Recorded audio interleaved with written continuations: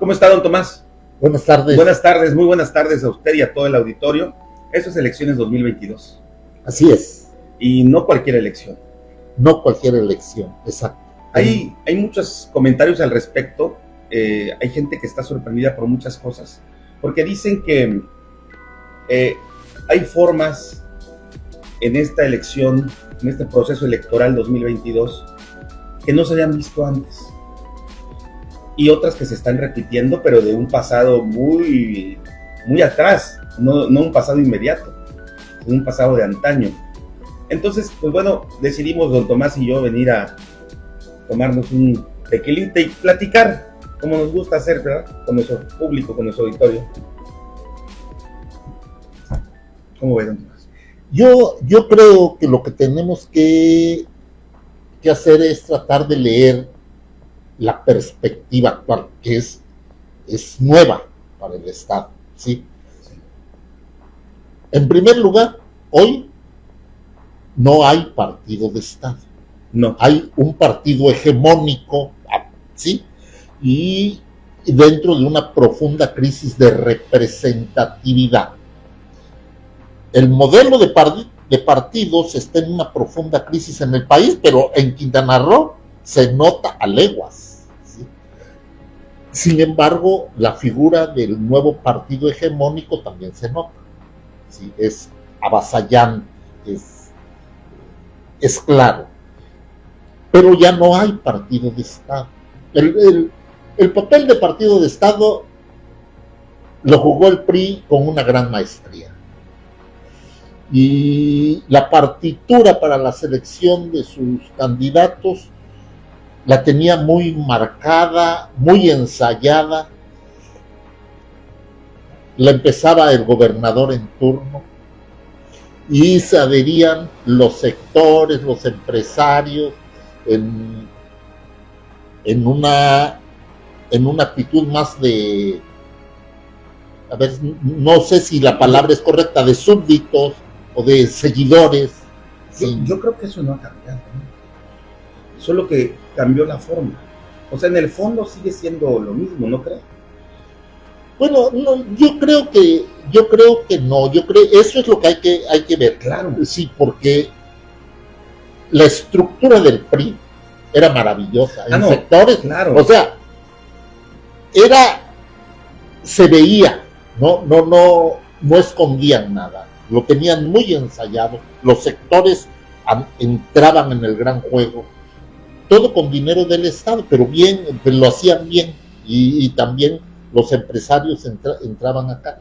Ahora pues hay desde luego movilidad de la gente para este tipo de eventos de las inscripciones, pero no tienen el comportamiento que tenía el PRI de antaño. Y es que yo considero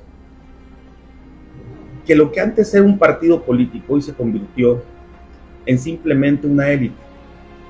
Siempre ha existido la élite política, pero se comportaba de distintas maneras y se reflejaba, su presencia no se percibía tanto como ahora. Es decir, yo veo hoy a una élite política que está en todos los partidos políticos, o sea, es decir, se convirtió la élite política como si fuera esa el partido político, porque mueve los hilos de todos los partidos políticos, ponen candidatos en todos los partidos políticos y el que les estorba lo hacen a un lado, y son los que controlan cómo va a ser cada selección y cómo va a ser, en este caso, como lo que acaba de mencionar, cada registro. ¿Quién va a tener más gente? ¿Quién va a tener menos gente? ¿Quién va a lucir más? ¿A quién nos conviene más? ¿Y por qué vamos a hacer que esa gente parezca candidato de masas y no de élite?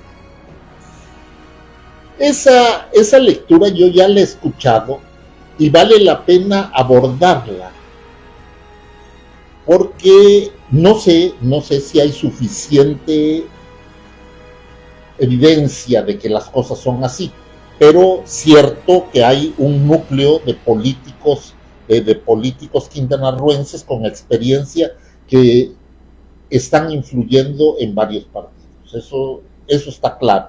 Sí, y esto sí se empieza a notar como la presencia o la sí, la presencia de estos consejeros universales, ¿no? Claro. No es de todo mal que haya gente que influya, ¿no?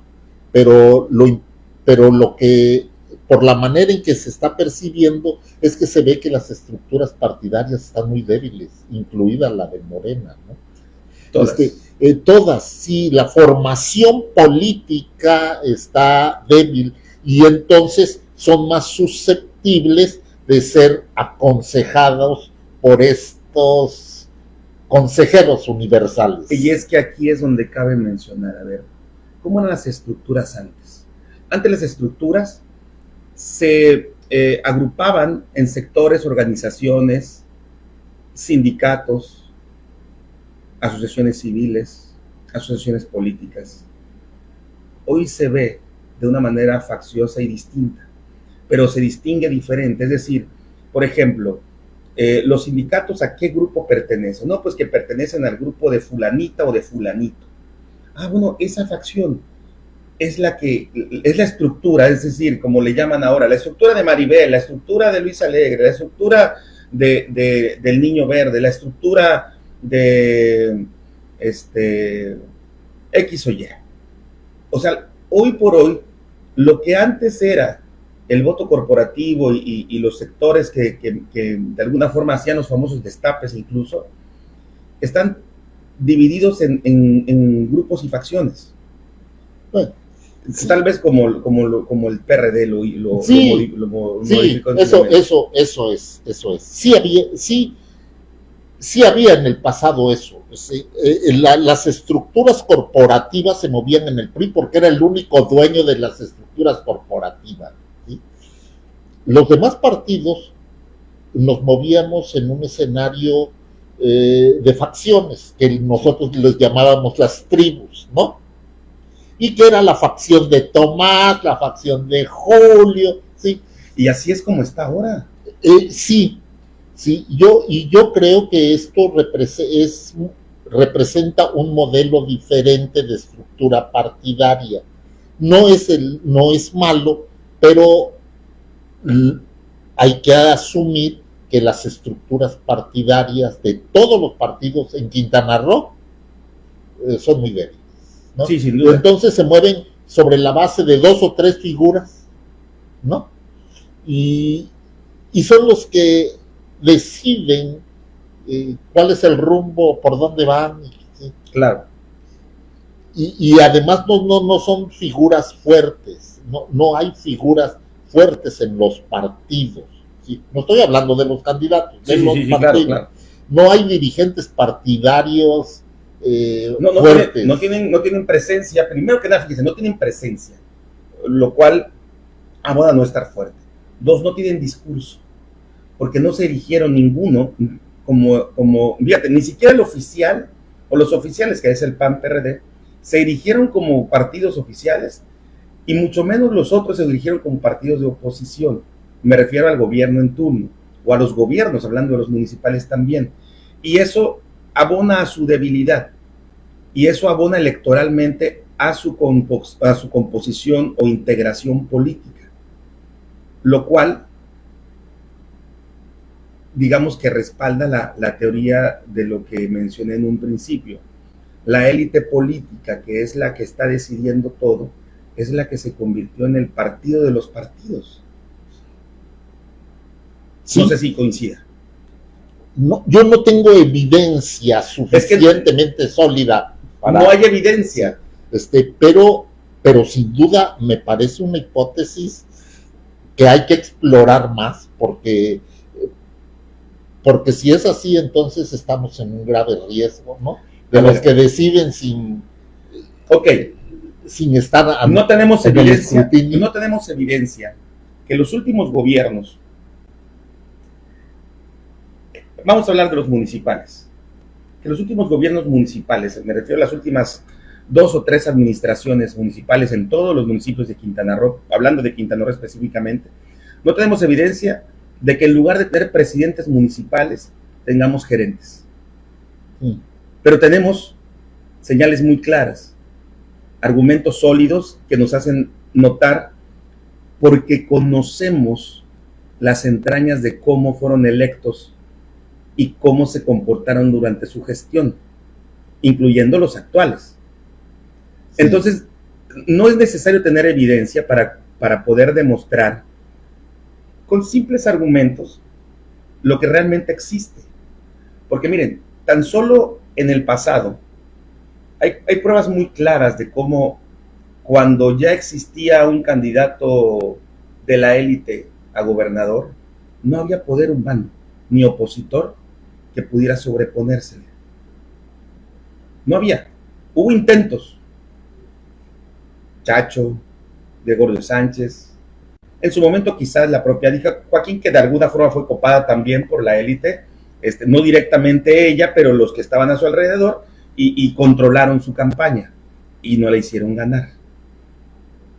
Sí. Son señales muy claras y muy evidentes, aunque no sean una evidencia tangible, pero está muy claro que la élite política ha controlado todo.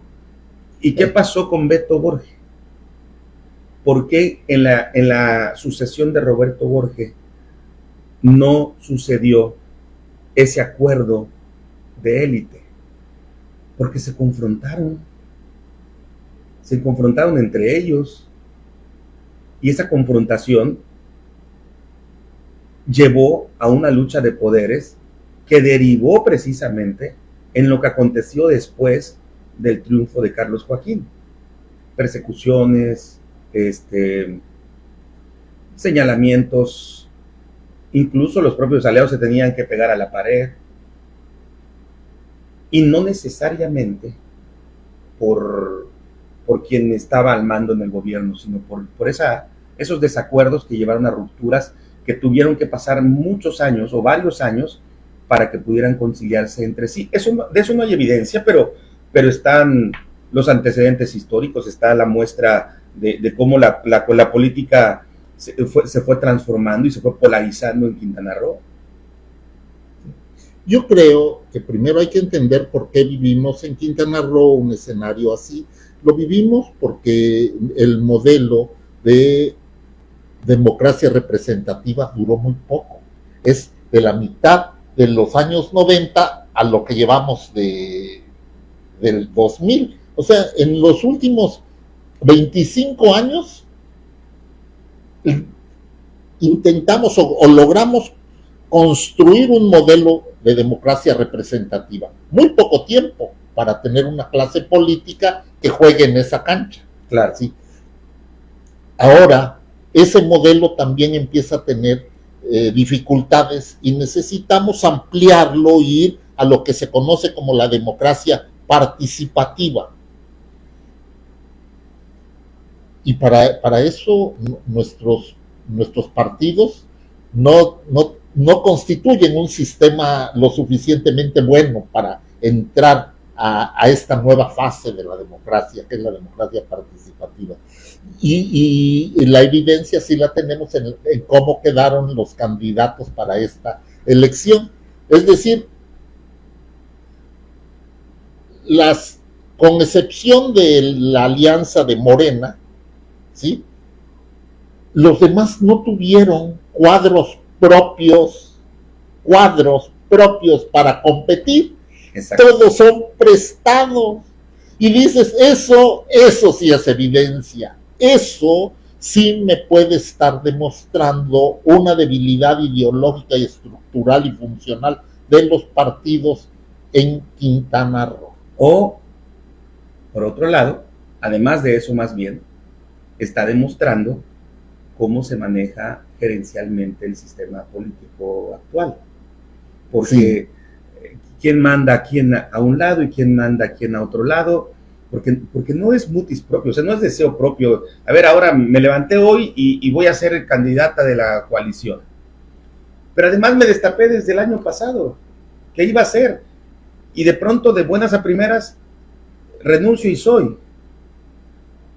Y de pronto desde el año pasado están mencionando mi nombre y de pronto soy. Esto no es casual, es parte de un proyecto, de un plan, tejido particularmente para un propósito.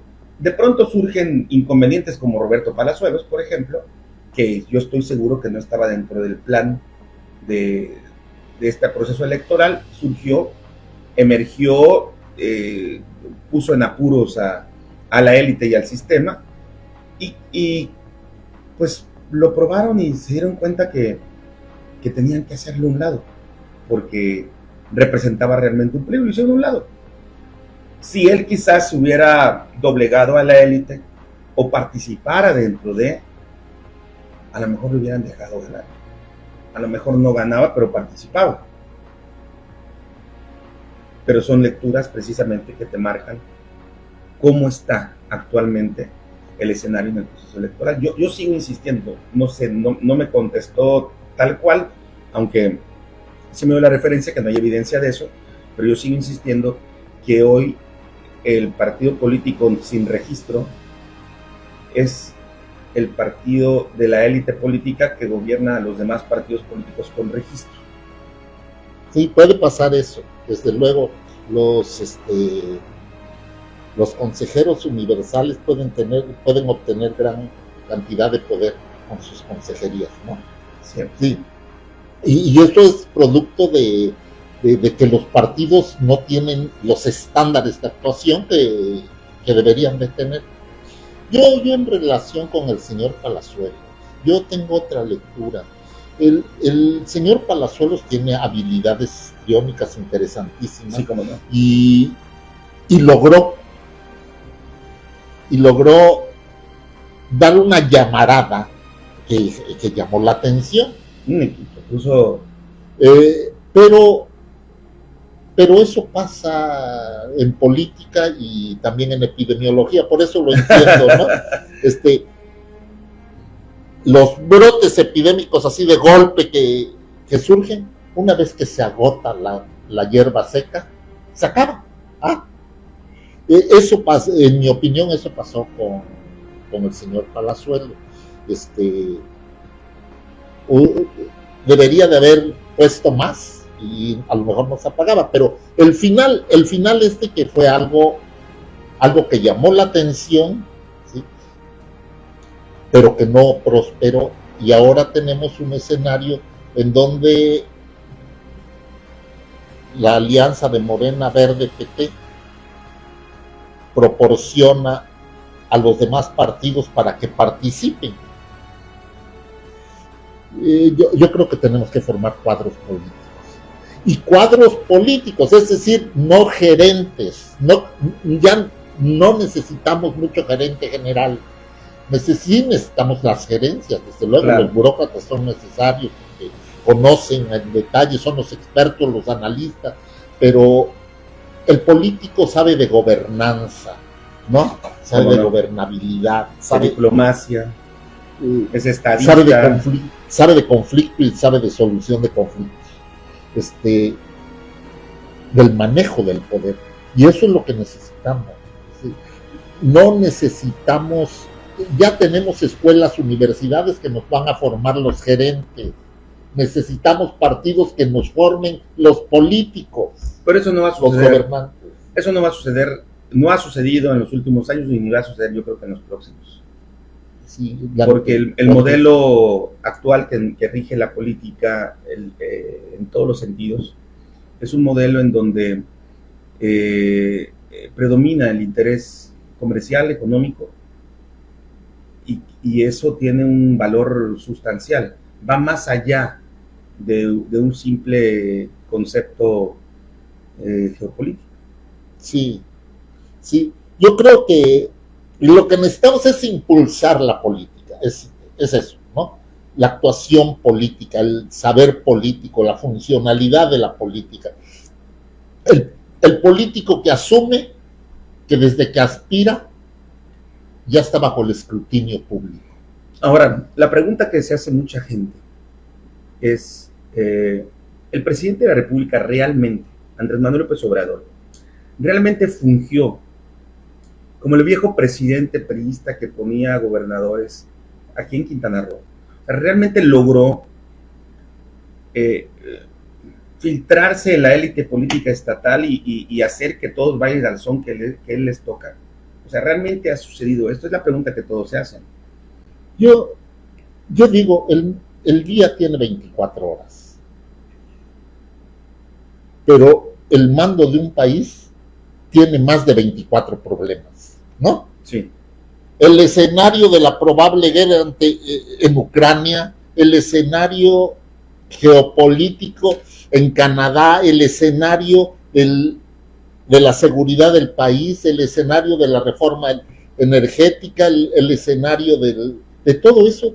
No creo que tenga mucho tiempo para dedicarle solo a un Estado. Desde luego, yo creo que también habrá que decirlo, nadie deja de influir. O sea, si soy el presidente, digo, no, sí, opino, ¿sí?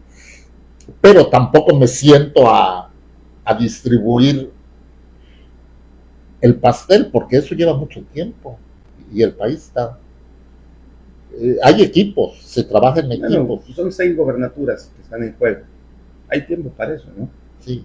Con todos los problemas que pueda tener. Sí. Yo creo que el presidente opina, creo que sus opiniones tienen mucho peso en las decisiones de Morena. Pero no lo veo diseñando el escenario así. Bueno, no, él lo que dijo, lo que yo considero que él hizo fue con el dedo señalar quién quiere que sea. Y le dejó encargado el escenario a sus operadores y, por supuesto, se sentó, considero que en determinado momento, con la élite política del Estado para negociar. Porque mira, lo que yo vi ayer, bueno, desde el viernes, sábado, que empezaron los registros, viernes Libardo, sábado Laura Fernández, domingo Leslie y Mara Lezama. Lo que yo vi este fin de semana fueron movimientos, eventos, escenarios bien diseñados, armados y estructurados para dejar en claro quién quieren que sea gobernadora en Quintana Roo. Y en cada estructura hay jefes, hay coordinadores, hay directivos, por decirlo de alguna manera, de campaña, que tienen el mando de cada elección, con Laura, con Libardo, y son los que controlan, y son a los que les dieron las líneas de cómo debe ser cada uno de los registros. Y no dudo que sea lo mismo con Movimiento Ciudadano, con el doctor Pech, porque el doctor Pech es parte del sistema. Sí, pero ese fenómeno que marcas, ese también había en el pasado. A eso me refiero. O sea, en el pasado, el PRI, el gobernador con su PRI, influía si te dejabas en cualquiera de los partidos opositores. Así es. ¿Sí? Y había los consentidos y los no consentidos, ¿sí? Pero la intención era limitar los espacios de maniobra, dejarlos en lugares de seguridad para su proceso, proceso de decisiones de ellos. Pero existía, el cabildeo existe. Claro. Mira, a ver, dime tú. Perdón que te tuteo. Sí, tutea. Es que yo estoy sorprendido de la forma tan ortodoxa de cómo se diseñó el registro de Mara Lezama, por ejemplo. ¿Te acuerdas en la vieja usanza como cuando habían 2, 3 aspirantes a la gobernatura del PRI, que era el que regía, bien lo dijiste en un principio? Al final les decían, a ver, no sé si cabrones o no cabrones, a ver, ya negociaron sus posiciones, ya les dijeron que sí, ok, perfecto. Bueno, ¿vas a ir a la toma de protesta o vas a ir al registro? Agarradito de la mano del candidato, y le vas a levantar la mano y vas a estar a su lado para que todos tus seguidores voten por él. ¿Te suena conocido? Claro. La operación cicatriz es una maniobra de gran destreza política, pero de gran destreza política. De verdad, hacer una operación cicatriz no es cualquier cosa del mundo. Es más fácil entrar a la guerra y golpear a tu adversario, ¿ah? Pero curar las heridas entre tu mismo ejército, eso sí es destreza. Sí. Y habrá que decirlo, hasta hace 3 semanas, en el lado de Morena había angustia porque la operación cicatriz parecía imposible. Sí. Sin embargo, es indudable que entraron operadores políticos. Y ahí me das pie a decir lo siguiente. Porque mira, se ha minimizado mucho. Y lo voy a decir deliberadamente, con todo el costo que pueda tener al respecto. Se ha minimizado mucho la participación política, olvídate lo gubernamental, del gobernador Carlos Joaquín González. Lo subestiman, lo minimizan. Pero, primera pregunta, ¿por qué Jade Kopolevsky vino a operar a Quintana Roo nuevamente si no es presidenta nacional de Morena, ni tampoco es muy grata de Mario Delgado? ¿Quién tejió desde un principio en el gobierno actual de Quintana Roo los problemas o los conflictos políticos que podían representarle al Estado de los morenistas? Jade Kopolevsky. ¿Quién es Jade Kopolevsky? La amiga personal de Carlos Joaquín, la compañera de bancada en San Lázaro, la gente con la que confía Carlos Joaquín. ¿Quién tejió muchas cosas que se han dado? Y el gobernador no mete las manos. No las mete Jade. ¿Quién es Jade? Porque Mario no pudo hacer la operación cicatriz. Entonces, sí. Bueno, ahí lo dejo a la lectura entre líneas, que a veces minimizar resulta muy favorable para el que están minimizando. Sí, no, yo creo que el cabildeo que se llevó a cabo fue muy bien hecho, ¿sí? Evitaron rupturas internas, sí. Y eso, porque yo lo dije en ámbitos de amigos de Morena, les dije, hay que ver lo que hacía el PRI. La operación cicatriz es clave, porque si no armas una buena operación cicatriz, se te aparece entonces el diablo en forma de un fenómeno de quinta columnismo, y entonces sí, tu campaña se va al suelo. Y tu cabeza rueda. Sí. Y eso no pasó. Yo creo que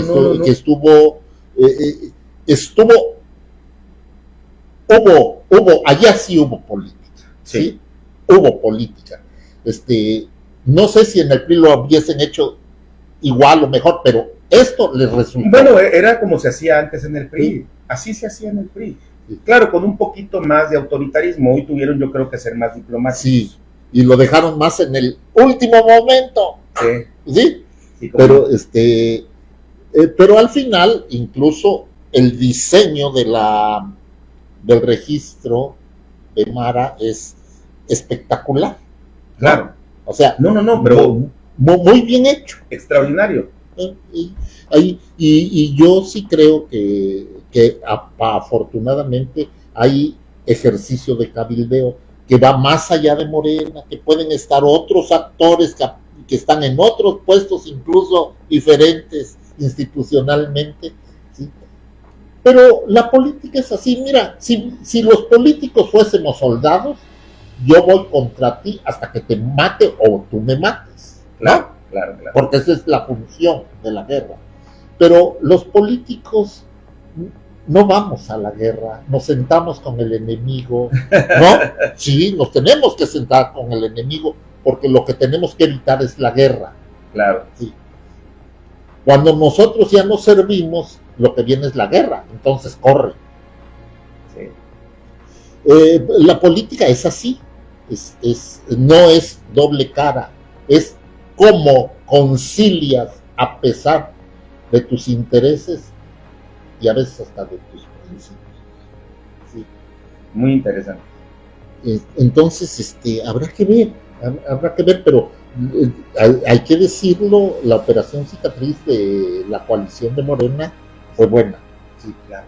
Y como podrán usted escuchar, notar, percibir en este análisis de lo más franco, directo, hay muchas cosas que se repiten y otras que son nuevas, pero todo está marcando un nuevo escenario en Quintana Roo en esta elección 2022, y yo creo que va a haber, como bien dice el doctor, muchas sorpresas más, muchas formas distintas de ver las cosas, pero yo también considero que muchas cosas más se van a repetir. Vamos a ver, yo creo que, no sé si usted coincida conmigo, yo considero que el formato de campaña va a tener mucho de ese viejo formato de hacer campaña electoral.